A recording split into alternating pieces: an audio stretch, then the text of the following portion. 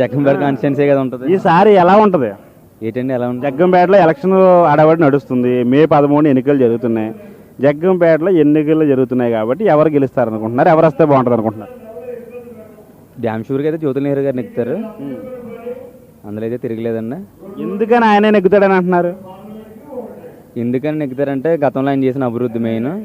Next ఏంటంటే ఆయన ఇప్పుడు 4 మండలాలు కూడా విద్య వైద్యం మీద ఒక ప్రత్యేక శ్రద్ధ అంటూ పెట్టారు.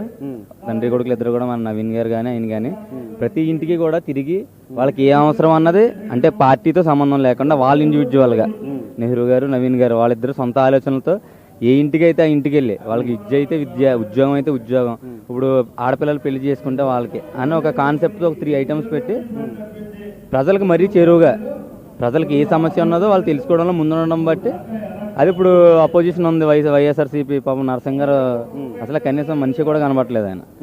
ఇప్పుడు వాళ్ళ అమ్మాయి వాళ్ళకంటే ఏం తెలియదు. ఆల్రెడీ మన నెహ్రూ గారు 42 సంవత్సరాల నుంచి రాజకీయంలో ఉన్నారు. దాంతోపాటు మన జ్యోతుల నవీన్ గారు కూడా జడ్పీ చైర్మన్ చేస్తున్నారు. వాళ్ళు నిత్యం ఊడిపోయినా సరే ప్రజల మధ్యలో ఉన్నారు, ప్రజల సమస్యలు తెలుసుకుని ఉన్నారు. కాబట్టి ఖచ్చితంగా ఈసారికి మాత్రం జ్యోతుల నెహ్రూ గారు తిరుగులేని విజయం సాధిస్తారు. మెజారిటీ ఎంత అంచనా? మెజారిటీతో పని ఏముందండి? మెజారిటీ వస్తేనే గెలుపు కాదు కదా. మెజారిటీ అనేది వాళ్ళు జనాలు నిర్ణయిస్తారు. జూన్ 4వ తారీఖున వచ్చే రిజల్ట్ని బట్టి మెజారిటీ మనం చెప్పవసరం లేదు. ఆటోమేటిక్గా అప్పుడు ఎంత మెజారిటీ వస్తున్నది మీరు కూడా చూస్తారు. ఓకే, అయితే ఓవరాల్గా నెహ్రూ గారిని అయితే గెలిపించుకోవాలని అనుకుంటున్నావు. మరి నరసింహం గారు ఎందుకు వద్దు అనుకుంటున్నావు? నరసింహ గారు ఎందుకు వద్దు అనుకుంటారంటే 2 సార్లు ఎమ్మెల్యే కింద చేశారు, మినిస్టర్ చేశారు ఆయన. కానీ జగ్గంపేటకి ఎటువంటి కూడా ఏ పని చేయలేదండి ఆయన. అలాగని ఎవరికి ఏ హాని చేయలేదు, ఏ పని చేయలేదు ఆయన. నెక్స్ట్ ఏంటంటే ఎంపీ చేశారు, తెలుగుదేశం ప్రభుత్వంలోనే నెగ్గి ఎంపీ చేశారు. తర్వాత రిజైన్ చేసి 2019 ఎలక్షన్లో పెద్దాపురం వెళ్ళిపోయారు ఆయన. కనీసం పెద్దాపురం చూస్తున్నారు. కానీ 2019 నుంచి 2024 వరకు కూడా ఇప్పటికీ కూడా స్టిల్ ఆయన జగ్గంపేట కాన్స్టిట్యున్సీని పట్టించుకున్నది లేదు. మొన్న చంటిబాబు గారిని తప్పించి టికెట్ ఇచ్చిన తర్వాత ఆయన జగ్గంపేటలో తిరగడం మొదలు పెట్టారు. కానీ అప్పటి వరకు కూడా నరసింహ గారు జగ్గంపేట పట్టించుకున్నది లేదు.